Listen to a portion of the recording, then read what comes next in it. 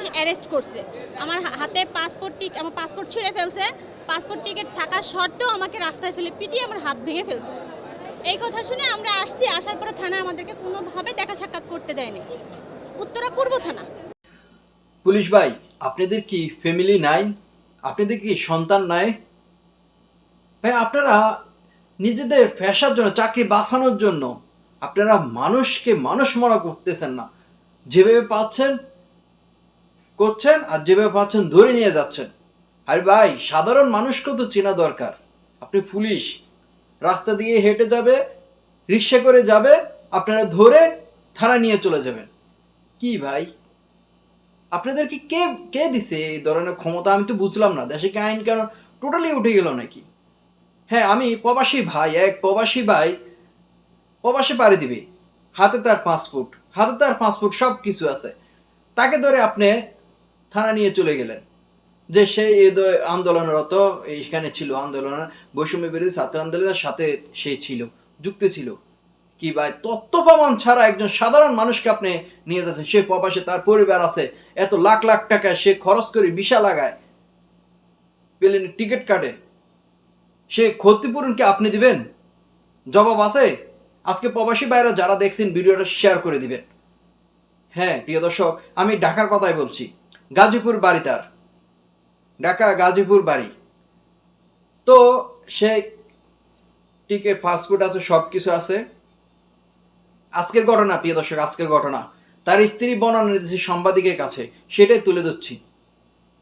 তার হাতে পাসপোর্ট ছিল, রাস্তা দিয়ে সে যাচ্ছে, সে যাবে, কারণ গাড়ি ঘোড়া তো টোটালি কম বেশ চলতেছে না, তো আন্দোলন চলছে। এমন সময় সে চিন্তা করে, মানে অনেক এইভাবে ধোঁয়া অন্ধকার হয়ে গেছে, তার স্ত্রী কল দেয় যে চারিদিকে শুধু অন্ধকার অন্ধকার, এখানে ঝামেলা, আমি কিছুই দেখতেছি না। তো সাথে সাথে পরিবারও আসতেছে যে তাকে নিয়ে যাওয়ার জন্য, ঝামেলার মধ্যে যেন না পড়ে, কারণ তার ফ্লাইট মিস হয়ে গেলে শেষ। পরিবারে এত লাখ লাখ টাকা খরচ করি, তার সন্তানের মাসে 5,000 টাকা ওষুধ লাগে তার সন্তানের 5,000 টাকা। কে দিবে এই খরচ? জবাব আছে কি? হ্যাঁ, সেই আন্দোলন, বৈষম্য বিরোধী ছাত্র আন্দোলন পুলিশের মধ্যে চলছিল, তখন সে চিন্তা করে যে থানার সামনে দিয়ে গেলে হয়তো সে রক্ষা পাবে।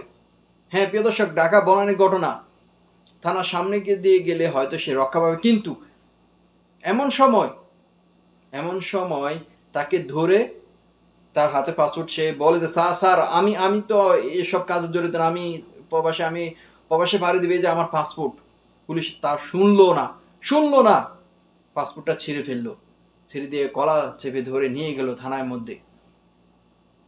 তারপর তার স্ত্রী আসে, পরিবার আসে, এই থানা ওই থানা, এই থানায় গেলে ওই পুলিশ বলে ওইখানে না, ওই থানা বললে ওই থানা না, মানে হয়রানি। নিয়ে যাক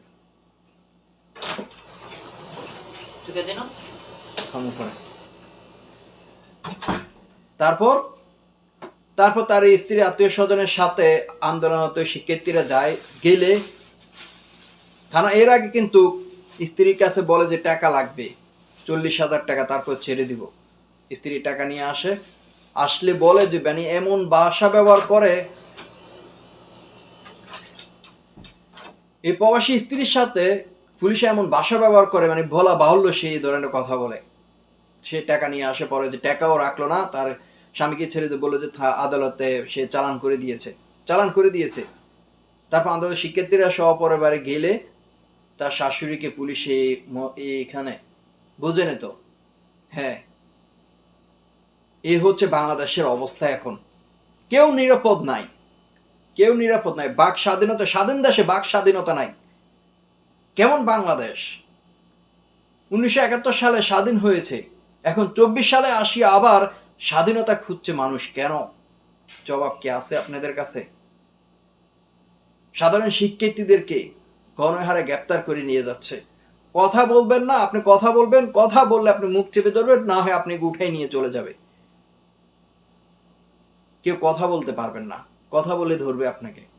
কি মগের মূল্য পাইছেন? আর কতদিন আপনারা এইভাবে চুপ করে থাকবেন? যতদিন চুপ করে থাকবেন হয়তো আপনার সাথে এই ধরনের ঘটনা ঘটতে পারে, বেশি দূর নয়। যাই হোক, ভালো থাকবেন, সুস্থ থাকবেন, নিরাপদে থাকবেন।